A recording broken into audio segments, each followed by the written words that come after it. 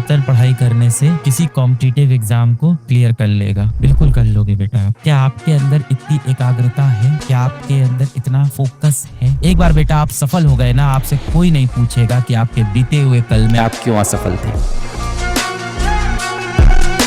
जो आपकी सारी दिक्कतें हैं, मोटिवेशन के कम होने की, डिप्रेशन की, ये सारी दिक्कतों का सलूशन आप खुद निकाल सकते हो। कंसंट्रेशन नहीं बनता है, मन नहीं लगता है, मोटिवेशन नहीं मिलता है, इन सभी चीजों को आप सॉल्व कर सकते हो। आपके पास जब बेटा कोई मरीज आएगा या आपने अपने आसपास डॉक्टर को देखा होगा, तो आप एक बात बताओ, जब डॉक्टर के पास मरीज आता है कि मुझे कोई बीमारी हो गई है, समय पे नहीं पढ़ पाता हूँ और हमेशा मेरी पढ़ाई छूट जाती है, या मुझे डिप्रेशन की बीमारी है, या मेरे अंदर मोटिवेशन कम हो जाता है, तो डॉक्टर क्या करता है ये बताओ? डॉक्टर उस व्यक्ति को टैबलेट दे देता है या उसका जांच करता है, भाई डायग्नोस करता है, टेस्ट लिख देता है और उसके बाद उसको दवाएं दे देता है कि ये दवा खा लो, ये टैबलेट खा लो, सही हो जाओगे। अब आप बताओ, वो टैबलेट क्या उसका लॉन्ग टर्म का इलाज है, हमेशा के लिए इलाज है? नहीं। टैबलेट खाने से जो अभी समस्या आई थी वो खत्म हो जाएगी। एक हफ्ते के लिए आप स्वस्थ हो जाओगे, एक महीने के लिए स्वस्थ हो जाओगे, 6 महीने के लिए स्वस्थ हो जाओगे। डॉक्टर क्या बताता है कि आप स्वस्थ कैसे रहेंगे? जब आपकी इम्यूनिटी स्ट्रांग हो, जब आपके शरीर के अंदर की शक्ति बढ़ जाए, आपकी शारीरिक क्षमता बढ़ जाए, कीटाणुओं से लड़ने की शक्ति आपके शरीर में पैदा हो जाए। तो डॉक्टर भी दवाई पे भरोसा इतना नहीं करता जितना इम्यूनिटी पे करता है। कि मैंने 10 घंटे की पढ़ाई नहीं की, आप कुछ ऐसा बता दो कि वो पढ़ाई अब 1 घंटे में हो जाए, जो कि आप देखो कि फिजिक्स के नियम के खिलाफ बातें आप कर रहे हो। कि वो 12 घंटे की पढ़ाई नहीं की, कुछ ऐसा दे दो 1 घंटे।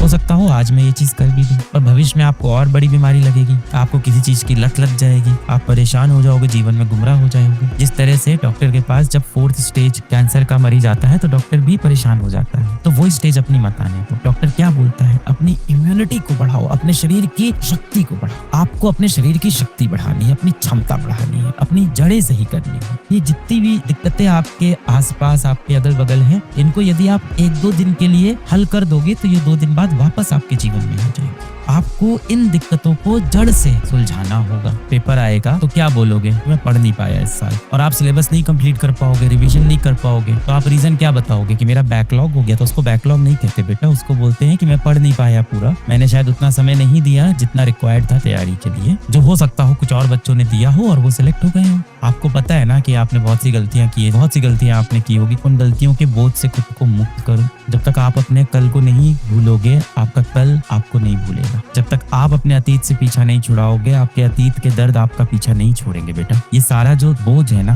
ये सारा जो दर्द है, जो बोझ है, एकदम सीने पे लगने लगा होगा जब माता पिता सुबह शाम देखते होंगे इस साल क्या कर रहा है बेटा। अड़ोस पड़ोस वाले पूछते होंगे आपके माता पिता से कि इस साल आपकी बेटी, इस साल आपका बेटा क्या कर रहा है? तैयारी कर रहा है। पड़ोसी क्या बोलता होगा? पिछले साल क्या कर रहा था? तैयारी। और उसके पिछले साल तैयारी, और उसके पिछले साल तैयारी। और फिर वो पड़ोसी ऐसे स्माइल देके चला जाता होगा। वो पड़ोसी असल में आपके माँ बाप और आपके हालात पे हंसी उड़ाते हुए, आपका मजाक उड़ाते हुए, नीचा दिखाते हुए चला जाता होगा। This should be your best attempt. कुछ गलतियां आपकी रही होंगी, कुछ गलतियां आपकी नहीं रही होंगी। कितने बच्चे ऐसे होंगे जिनकी ऐसा हो कि 2-3 महीने तबीयत ही खराब रह गई, हेल्थ प्रॉब्लम आ गई। किसी घर में ऐसा होगा कि शादी पड़ गई, किसी के यहाँ ऐसा होगा कि मेंटल उसको प्रॉब्लम हो गई। तो बहुत सी अलग अलग दुविधाएं होंगी, पर आप अपने कल के बारे में अब परेशान मत हो। आप सुन रहे हो, जो दिन भर आप घुटते हो, दर्द होता है, आपको जो परेशानी होती है कि मेरा पिछले साल सिलेक्शन नहीं हुआ, आप अपने बीते हुए कल को लेके अब परेशान मत हो बेटा, क्योंकि आप अपने बीते हुए कल को अब बदल नहीं सकते हो। अपने आने वाले कल को आप बदल सकते हो। आने वाला कल आपके हाथ में है, आपकी मुट्ठी में है, उसको आप बदल सकते हो। और यदि आपके आने वाले कल में सफलता है तो आपके बीते हुए कल में क्या हुआ ये कोई नहीं पूछेगा आपसे। एक बार आपने अपना लक्ष्य पा लिया, जो भी आपके जीवन का लक्ष्य है, एक बार बेटा आप सफल हो गए ना, आपसे कोई नहीं पूछेगा कि आपके बीते हुए कल में आप क्यों असफल थे। तो अपने बीते हुए कल के ऊपर मिट्टी डालो, उसमें आप कुछ नहीं कर सकते। 6 घंटे निरंतर पढ़ाई करने से किसी कॉम्पिटिटिव एग्जाम को क्लियर कर लेगा। बिल्कुल कर लोगे बेटा आप। पर वो 6 घंटे की पढ़ाई सच में 6 घंटे की पढ़ाई है? क्या आपके अंदर इतनी एकाग्रता है? क्या आपके अंदर इतना फोकस है कि आप जब 6 घंटे पढ़ाई कर रहे हो तो आपके इस दूषित दिमाग में, इस पॉल्यूटेड